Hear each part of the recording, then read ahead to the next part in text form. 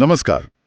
आज हम हिंदी साहित्य की एक बहुत ही खास कहानी पर गहराई से बात करने वाले हैं। चंद्रधर शर्मा गुलेरी जी की उसने कहा था। जी हाँ, एक ऐसी कहानी जिसने अपनी छाप छोड़ी है और हम कोशिश करेंगे कि इसके अलग-अलग पहलुओं को समझें, इसका कथानक, इसके पीछे छिपे गहरे अर्थ और हाँ, इसका जो साहित्यिक महत्व है। बिल्कुल, हमारा मकसद यही है कि इस कहानी की जो परतें हैं उन्हें खोलें। इसमें जो निष्काम प्रेम है, वचन निभाने की बात है, बलिदान का भाव है, उसको महसूस करें। और साथ ही इस पर भी बात करें कि इसे क्यों हिंदी की पहली आधुनिक कहानी कहते हैं, मतलब क्या था इसमें ऐसा खास? हम्म, कहानी का दिल तो मुझे लगता है बस एक छोटी सी पंक्ति में सिमटा है। उसने कहा था। हाँ, बिल्कुल। इसी धागे को पकड़कर कहानी की दुनिया में उतरते हैं, है ना? जरूर। और ये देखना दिलचस्प होगा कि कैसे बचपन में हुई एक बहुत मामूली सी बात, एक सवाल शायद किसी की पूरी जिंदगी की दिशा बदल देता है। कैसे भावनाएं धीरे धीरे कर्तव्य बन जाती हैं। तो कहानी शुरू होती है अमृतसर के एक व्यस्त बाजार से। एक करीब 12 साल का लड़का है लहना सिंह हाँ, और एक 8 साल की लड़की। दोनों अपने मामा के यहाँ आए हुए हैं छुट्टी में। हाँ। और वो दुकान पर मिलते हैं, थोड़ी शरारत भरी बातें होती हैं और लड़का लहना बार बार उस लड़की से एक ही चीज पूछता है, तेरे कुड़माई हो गई? मतलब सगाई। हाँ, सगाई। और लड़की हर बार शर्मा कर ठत कह के भाग जाती है। ये चलता रहता है कुछ दिन। फिर एक दिन अचानक लड़की का जवाब लड़के की उम्मीद के बिल्कुल उलट होता है। वो कह देती है हाँ हो गई। और बस ये सुनते ही लहना सिंह जैसे सुन पड़ जाता है। वो बचपन का एक अनकहा सा मासूम सा खिंचाव था जो शायद वहीं थम गया। और यहीं वो पहला उसने कहा था, है ना? भले ही अनकहा, पर लहना के मन में वो बात बैठ गई। बिल्कुल।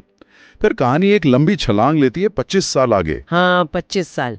लहना सिंह अब बड़ा हो गया है, फौज में जमादार है, पहला विश्व युद्ध चल रहा है और वो यूरोप के मोर्चे पर जाने वाला है। छुट्टी पर घर आया हुआ है और फिर उसे अपने सूबेदार हजारा सिंह के घर जाना होता है किसी काम से। और यही यही वो मोड़ आता है जो कहानी को असल दिशा देता है।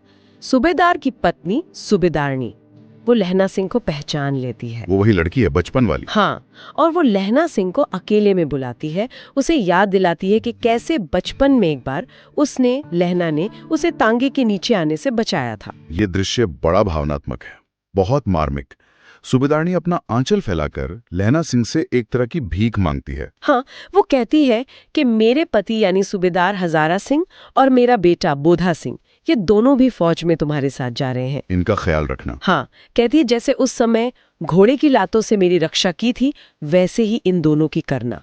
ये है दूसरा, और इस बार साफ साफ कहा गया, उसने कहा था। और यहीं पर उस निष्काम प्रेम की बात आती है जिसका आपने शुरू में जिक्र किया था। हाँ, यहाँ प्रेम सिर्फ एक एहसास नहीं है। नहीं, बिल्कुल नहीं। ये उस वचन को जो उस लड़की ने सूबेदारनी ने उससे मांगा है, उसे अपनी जिम्मेदारी समझने जैसा है, बिना कुछ वापस पाने की उम्मीद के। और बचपन की वो याद, वो कनेक्शन इस वचन को और मजबूत कर देता है। बिल्कुल। फिर कहानी हमें ले जाती है युद्ध के मैदान में। फ्रांस की खंदकें, कड़ाके की ठंड, गोलीबारी, मौत का साया। भयानक माहौल है और ऐसे में लहना सिंह सिर्फ सूबेदार और बोधा सिंह की जान ही नहीं बचाता, बल्कि वो अपनी जान की भी परवाह नहीं करता। उसके दिमाग में बस एक ही बात घूम रही है। उसने कहा था। हाँ, वो अपनी गरम जर्सी बोधा सिंह को दे देता है जो बीमार है, खुद ठंड में कांपता रहता है। और जब घायल सिपाहियों को वापस भेजने के लिए गाड़ी आती है तो उसमें जगह कम है। वो सूबेदार और बोधा सिंह को जबरदस्ती भेज देता है और खुद वहीं रह जाता है, बुरी तरह घायल। उसके लिए वो वचन, सूबेदारनी के शब्द अपनी जान से भी ज्यादा कीमती थे।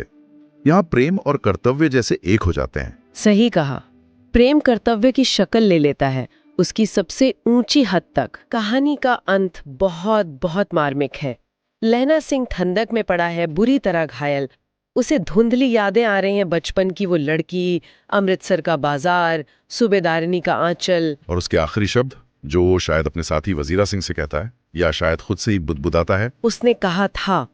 तो अब आते हैं उस सवाल पर कि इसे हिंदी की पहली आधुनिक कहानी क्यों माना जाता है। हाँ, ये जरूरी सवाल है। देखिए, इसकी आधुनिकता सिर्फ घटनाओं के यथार्थ चित्रण में नहीं है, बल्कि उससे कई ज्यादा पात्रों के मन के भीतर जो चल रहा है, जो द्वंद्व है, जो भावनाएं हैं, उनको बहुत सूक्ष्मता से, बिना किसी मेलोड्रामा के गुलेरी जी ने दिखाया है। हाँ, मतलब कोई बनावटी नाटकीयता नहीं है। बिल्कुल नहीं। लहना सिंह के अंदर क्या चल रहा है, उसका आंतरिक जगत, उसे बड़ी गहराई से उभारा गया है।